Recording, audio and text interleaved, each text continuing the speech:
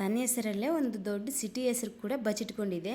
ಅದೇನಂತ ನೀವು ಗೆಸ್ ಮಾಡಿ. ಇಷ್ಟರಲ್ಲಿ ಈ ಪ್ರೊಸೆಸ್ ನೋಡ್ಬಿಡೋಣ. ಫಸ್ಟು 1 ಕಪ್ನಷ್ಟು ಮೊಸರು ತೊಗೊಂಡಿದ್ದೀನಿ. ಅದಕ್ಕೆ ಉಪ್ಪು ಸ್ವಲ್ಪ ಸೋಡಾನು ಸೇರಿಸಿ ಸ್ವಲ್ಪ ಹೊತ್ತು ವಿಸ್ಕರಿಂದ ಮಿಕ್ಸ್ ಮಾಡಿದ್ದೀನಿ. ಈ ಥರ ಮಿಕ್ಸ್ ಮಾಡೋದ್ರಿಂದ ಒಳಗಡೆ ಏರ್ ಬಬಲ್ಸ್ ಫಾರ್ಮ್ ಆಗಿಬಿಟ್ಟು ಬೋಂಡ ತುಂಬ ಸಾಫ್ಟಾಗಿ ಕ್ರಿಸ್ಪಿಯಾಗಿ ಬರೋಕ್ಕೆ ಹೆಲ್ಪ್ ಆಗುತ್ತೆ. ಅದಾದ ನಂತರ 1 ಕಪ್ನಷ್ಟು ಮೈದಾ ಸೇರಿಸಿ ಅದ್ರ ಜೊತೆಗೇನೆ ಇಡ್ಲಿ ರವೆ ಕೂಡ ಸೇರಿಸಿ ಮಿಕ್ಸ್ ಮಾಡ್ಕೊಂಡಿದ್ದೀನಿ. ಅದಾದ ನಂತರ ಸ್ವಲ್ಪ ಜೀರಿಗೆ, ಸ್ವಲ್ಪ ಕರಿಬೇವು ಸೇರಿಸಿ ಮಿಕ್ಸ್ ಮಾಡಿಟ್ಕೊಂಡು 1 ಅವರ್ ರೆಸ್ಟ್ ಮಾಡ್ಲಿಕ್ಕೆ ಬಿಡಬೇಕು.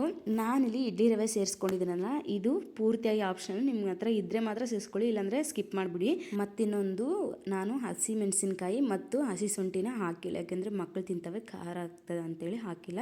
ನಿಮ್ಗೆ ಇಷ್ಟ ಆದರೆ ಹಾಕೋಬೋದು. 1 ಅವರ್ ಆದಮೇಲೆ ಒಂದು ಕಡೆಯಿಂದ ತಗೊಳ್ತಾ ಎಣ್ಣೆಯಲ್ಲಿ ಕರೆದುಕೊಂಡ್ರೆ ರೆಡಿ ಆಯಿತು ನಮ್ಮ ಬಿಸಿ ಬಿಸಿ ಮೈಸೂರು ಬೋಂಡ. ಇದನ್ನ ಚಟ್ನಿ ಜೊತೆ ತಿಂದರೆ ಸೂಪರಾಗಿರುತ್ತೆ. ಮೈಸೂರು ಬೋಂಡ ಅಂತ ಎಷ್ಟು ಜನ ಗೆಸ್ ಮಾಡಿದ್ದೀರಾ ಕಮೆಂಟ್ ಮಾಡಿ, ಹಾಗೂ ವಿಡಿಯೋ ಲೈಕ್ ಮಾಡಿ.